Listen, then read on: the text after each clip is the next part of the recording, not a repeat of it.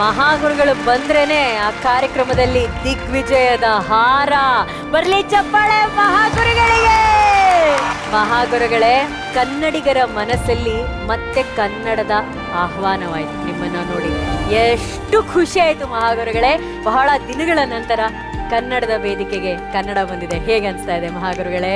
ಮನೆ ಸೆರೆಮನೆ ಎರಡೂ ಒಂದೇ ಆಗಿತ್ತು. ಮನೆ ಸೆರೆಮನೆ ಎರಡೂ ಒಂದೇ ಆಗಿತ್ತು. ಅಲ್ಲಿಂದ ಬಿಡಿಸಿ ಈ ಅರಮನೆಗೆ ತಂದಿದ್ದೀರಲ್ಲ, ಇದಕ್ಕಿಂತ ಆನಂದವಾದ ವಿಷಯನೇ ಇಲ್ಲ. ಇದು ಏನಂದ್ರೆ, ನೀವು ಯಾವಾಗ ಕರೆಸ್ತೀರಾ ಅಂತ ನಾವು ಕಾಯ್ತೀವಿ, ನಾವು ಯಾವಾಗ ಬರ್ತೀವಿ ಅಂತ ಜನ ಕಾಯ್ತಾ ಇದ್ರು. ಈ ಕಾಯುವಿಕೆ ಇದೆಯಲ್ಲ, ಅದೇ ಜೀವನದ ಗುಟ್ಟು. ಕಾಯ್ಬೇಕು ಎಲ್ಲದಕ್ಕೂ. ಕಾದಾಗ ತಲೆಯಲ್ಲಿ ಕನಸು ಬರುತ್ತೆ. ಕನಸು ನನಸಾಗ್ಬೇಕಂದ್ರೆ ಕ್ರಿಯೆ ಆಗ್ಬೇಕು. ಕ್ರಿಯೆ ಆಗ್ಬೇಕಂದ್ರೆ ವೇದಿಕೆಗೆ ಬರ್ಬೇಕು. ವೇದಿಕೆಗೆ ಬಂದು ಕಷ್ಟ ಸುಖ ಏನೋ ಬದುಕಬೇಕು. ಬದುಕು ಅಂದ್ರೆ ಭದ್ರತೆ, ಜೀವನ ಅಂದ್ರೆ ಸಾಧ್ಯತೆ ಅಲ್ವಾ? ಬದುಕು ಅಂದ್ರೆ ಭದ್ರತೆ. ಬಹಳ ಖುಷಿಯಾಗಿದೆ ನಾವಿಲ್ಲಿ ಬಂದಿರೋದು. ಈ 3 ಜನ ಕೂತಿರೋದು ನೋಡಿದ್ರೆ ಖುಷಿ ಆಗ್ತಾ ಇದೆ. ಇದ್ರ ಜೊತೆಲಿ ನೀನು, ಇದ್ರ ಜೊತೆಲಿ ನಾನು ಜನಕ್ಕೆ ಈ ವೇದಿಕೆ ಮುಖಾಂತರ ಹಾಡು ಹೇಳ್ತಾ ಇದ್ದೀವಿ, ಪ್ರತಿಭೆಯ ಬಗ್ಗೆ ತಿಳಿಸ್ತಾ ಇದ್ದೀವಿ. ಆದ್ರೆ ಈಗ ಈ ಅಪಾಯದಲ್ಲಿ ಬದುಕೋದು ಹೇಗೆ ಅಂತ ತಿಳಿಸೋದು, ಇದು ನಮ್ಮೆಲ್ಲರ ಕರ್ತವ್ಯ. ಏನು ನಿಮ್ಮ ಮುಂದಿನ ಕಾರ್ಯಕ್ರಮ? ಅಯ್ಯೋ ಮಹಾಗುರುಗಳೇ, ನೀವ್ ಯಾವಾಗ್ಲೂ ಒಂದ್ ಮಾತು ಹೇಳ್ತಿದ್ರಿ, ಸಂಗೀತಕ್ಕೆ ಯಾವ ಲಾಕ್ ಡೌನ್ ಇಲ್ಲ, ಯಾವ ಸೀಲ್ ಡೌನ್ ಇಲ್ಲ ಅಂತ ಹೇಳಿ. ಸೊ ಅದೇ ತರ ನಿಮ್ಮ ಆಶೀರ್ವಾದದೊಂದಿಗೆ ಈ ಸಂಗೀತ ವೇದಿಕೆಯಲ್ಲಿ ಅಧಿಕೃತವಾಗಿ ಆ ಲಾಕ್ ಡೌನ್ ಅನ್ಲಾಕ್ ಮಾಡ್ಬೇಕಂದ್ರೆ ನಮ್ಮೆಲ್ಲರ ಆಸೆಯ. ನೀವು ಒಂದ್ಸಲಿ ಅಂಬ್ರೋಸಿ ಅಂತ ಹೇಳಿದ್ರೆ ನಾವ್ ಅದನ್ನ ಅನ್ಲಾಕ್ ಮಾಡ್ಬೋದು ಮಹಾಗುರುಗಳೇ. 1 2 3 ಅಂಬ್ರೋಸಿಯಾ, ಅಂಬ್ರೋಸಿಯಾ.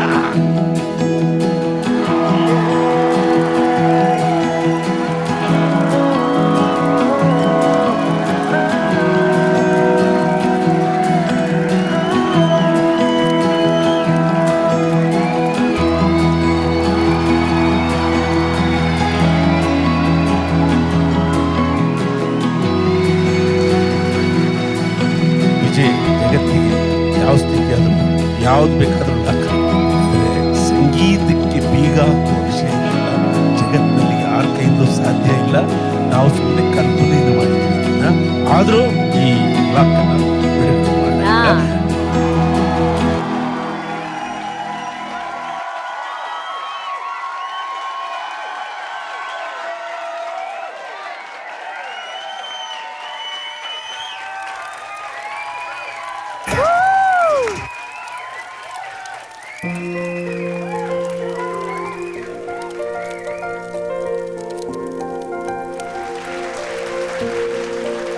ಪೂಜ್ಯ ಕನ್ನಡಿಗರೇ, ಇದೊಂದು ಸಾಂಕೇತ ಅಷ್ಟೇ. ಸೀಸನ್ 17 ಸರಿಗಮಪ ತಾತ್ಕಾಲಿಕವಾಗಿ ಬೀಗ ಹಾಕಲ್ಪಟ್ಟಿದ್ದಷ್ಟೇ. ಆ ಕುರಿತು ನಾವು ನಿಮ್ಮನ್ನ ಕ್ಷಮೆ ಕೋರ್ತಾ, ಕರ್ನಾಟಕ ಜಗತ್ತಿನ ಶ್ರೇಷ್ಠ ಸಂಗೀತ ಪ್ರಕಾರಗಳಿಗೆ ಹೆಸರಾದ ರಾಜ್ಯ. ಹಿಂದೂಸ್ತಾನಿ ಸಂಗೀತ ಭಾರತಕ್ಕೆ ಹೆಸರು ತಂದು ಕೊಟ್ಟಂತ ಸಂಗೀತ. ಜಗತ್ತಿನಲ್ಲಿ 4 ಸಂಗೀತ ಪ್ರಕಾರಗಳು, ಅದರಲ್ಲಿ 2 ಶ್ರೇಷ್ಠ ಸಂಗೀತ ಪ್ರಕಾರಗಳು ಭಾರತದ್ದು. ಈ ಭಾರತದ ಸಂಗೀತಕ್ಕೆ ಬೀಗವೇ, ಅದು ರಾಗ, ಅದು ಬೀಗ ಅಲ್ಲ. ಈ ಬೀಗವನ್ನ ಸಂಗೀತಕ್ಕೂ ತೆಗೆದಿದ್ದೀವಿ, ಜೀವನಕ್ಕೂ ತೆಗೆದಿದ್ದೀವಿ.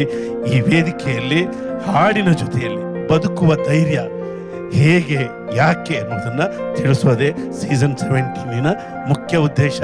Let us start. Ambrosia, ambrosia. ಯಾರಂತಾನೆ ಗೊತ್ತಾಗ್ತಾ ಇಲ್ಲ ಅಪ್ಪ ಇದ್ರಲ್ಲಿ. ಯಾರೋ ತಾತ ಇಷ್ಟು ಹೆಂಗ ಆಗ್ಬಿಟ್ಟಿದ್ದೀರಾ?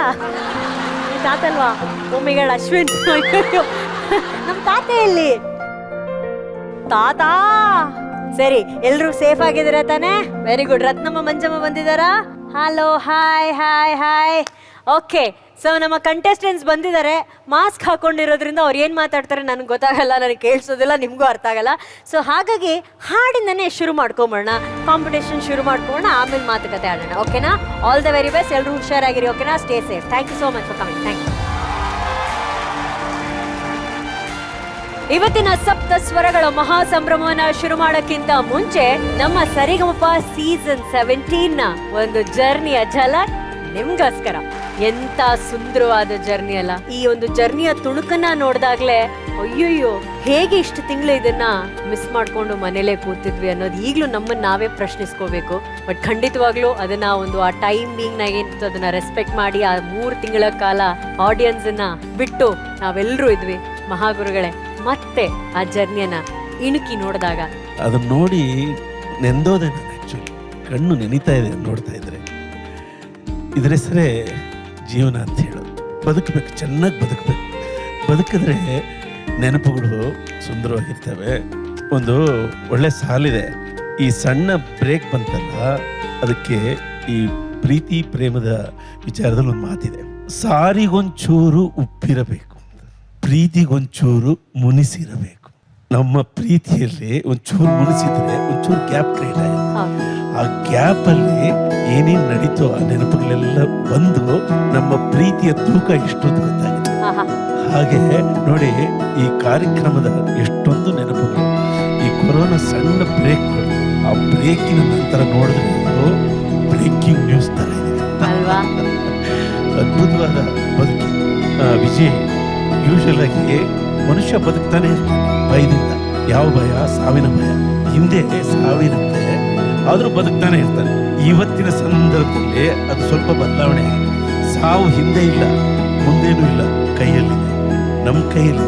ನಾವು ಜಾಗರೂಕತೆಯಿಂದ ಬದುಕಬೇಕು, ಆನಂದವಾಗಿ ಬದುಕಬೇಕು. ಆದ್ರೆ ಇದು ಆತಂಕದ ಆನಂದ, ಆತಂಕವಿರುವ ಒಂಚೂರು ಆತಂಕ ಇದೆ, ಆನಂದ ಆಗಬೇಕು.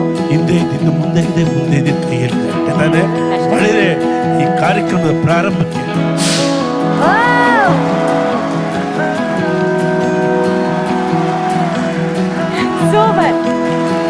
ಇಂಥ ಸೂಪರ್ ಹಿಟ್ ಹಾಡನ್ನ ಕೊಟ್ಟಂತ ನಮ್ಮ ಅರ್ಜುನ್ ಜನ್ಯಾಜಿಗೆ ಥ್ಯಾಂಕ್ ಯು ಸೋ ಮಚ್. ಈ ಹಾಡನ್ನ ಕೊಟ್ಟಿದ್ದಕ್ಕೆ. ನೋಡಿ, ಹಾಡನ್ನ ಯಾರು ಹಾಡಿದ ತಕ್ಷಣ ಸೆಟ್ಟಲ್ಲೇ ಒಂದು ರೀತಿ ಎನರ್ಜಿ, ಆಡಿಯನ್ಸ್ ಇಲ್ಲ ಆದ್ರೂ ಎಷ್ಟೋ ಜನ ಒಂದು ಚಪ್ಪಾಳೆ ಹೊಡೆದ್ರೆ ನನ್ಗೆ ಫೀಲ್ ಆಗ್ತದೆ ಅಂತ ಅದ್ಭುತವಾದ ಹಾಡನ್ನ ಕೊಟ್ಟಿದ್ದೀರಾ. So once again thank you so much ಈ ಹಾಡನ್ನ ಕೊಟ್ಟಿದ್ದಕ್ಕೆ. ಸೊ ನಿಮ್ಮಿಂದಾನೇ ಶುರು ಮಾಡೋಣ. ಈ ಹಾಡು ನಿಮಗೆ ಹೇಗೆ ಅನಿಸ್ತು? ಒಂದು ಬ್ರೇಕ್ ಅಂತ ಮನುಷ್ಯನಿಗೆ ಲೈಫಲ್ಲಿ ಸಿಕ್ಕಿದಾಗ ಅದನ್ನ ಪಾಸಿಟಿವ್ ಆಗಿ ಹೆಂಗೆ ಯೂಸ್ ಮಾಡಬೇಕು ಆ ರೀತಿ ಯೂಸ್ ಮಾಡಿದ್ದೀರಾ. ನಿಮ್ಮ ವಾಯ್ಸ್ನ ನಾನು ಮೊದಲು ಕೇಳಿದ್ದಕ್ಕೂ ಈಗ ನೀವು ಹಾಡಿದ್ದಕ್ಕೂ ನನ್ನ ತಲೆಯಲ್ಲಿ ಬರ್ತಿದ್ದು ಈ ಒಂದು ಬ್ರೇಕ್ನ ಬಹಳ ಬಹಳ ಪಾಸಿಟಿವ್ ಆಗಿ ಮ್ಯೂಸಿಕ್ ಕಡೆ ಯೂಸ್ ಮಾಡಿದ್ರೆ. ಅದಕ್ಕೆ ಮೊದಲನೇದಾಗಿ ನಾನು ನಿಮ್ಗೊಂದು ಸ್ಟ್ಯಾಂಡಿಂಗ್ ಓವೇಷನ್ ಕೊಡ್ತೀನಿ. ಯಾಕಂದ್ರೆ ಈ ಹಾಡು ನಾನು ಮಾಡಿರ್ಬೋದು, ಬಟ್ ಈ ಹಾಡು ಸುಂದರವಾಗಿ ಅಷ್ಟು ಎನರ್ಜಿಯಾಗಿ ಮತ್ತೆ ಕಾಣಂಗೆ ಹಾಡಿರೋದು ನೀವು. ನನಗೆ ಹಿಂದೆ ಆಂಜನೇಯ ಸ್ವಾಮಿ ಫೋಟೋ ಇದ್ದಾಗ ನೀವು ಹಾಡ್ತಾ ಇದ್ದಾಗ ನನಗೊಂದು ಥಾಟ್ ನೆನಪು ಬರ್ತಿತ್ತು.